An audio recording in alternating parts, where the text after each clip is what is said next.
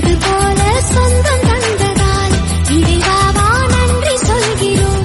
உனக்கேதும் சோகம் தோன்றினால் இங்கே வா இன்பம் தருகிறோம். Good evening.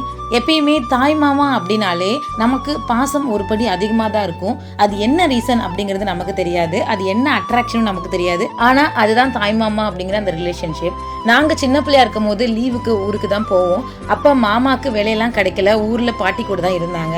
அப்போது நாங்கள் லீவுக்கு போகும்போது என்ன கேட்டாலும் மாமா எங்களுக்கு வாங்கி தருவாங்க. ஐஸ்கிரீம் கேட்டாலும் வாங்கி தருவாங்க. எதுவாக இருந்தாலும் கேட்ட உடனே மாமா கிட்ட இருந்து வாங்கிக்கலாம். நாங்கள் ரொம்ப ஆசைப்பட்டு மாமா கிட்ட கேட்குறது என்ன அப்படின்னா சிக்கன் ஃப்ரை. நம்ம இஞ்சி பூண்டு பேஸ்ட்லாம் நிறைய போட்டு நிறைய ஜாமான்லாம் போட்டு பண்ணுவோம். ஆனால் அது அவர் செய்கிற அந்த டேஸ்ட்டுக்கு வரவே வராது. அவர் எதுவுமே போட மாட்டார், ஆனால் செம்ம டேஸ்ட்டாக இருக்கும். நாங்களாம் வீட்டுக்கு வரோம் அப்படின்னு தெரிஞ்சோடனே மாமா எங்களுக்காக சிக்கன், மட்டன், முட்டை அப்படின்னு நிறைய செஞ்சு வச்சுருந்தாங்க.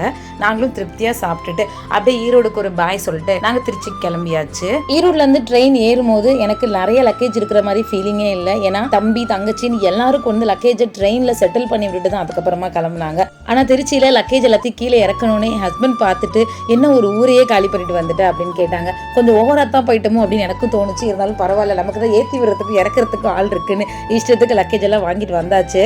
நீங்க ஈரோடு போனீங்க அப்படின்னா என்ன மாதிரியான திங்ஸ் எல்லாம் வாங்குவீங்க அப்படிங்கிறத கமெண்ட் செக்ஷன்ல சொல்லுங்க.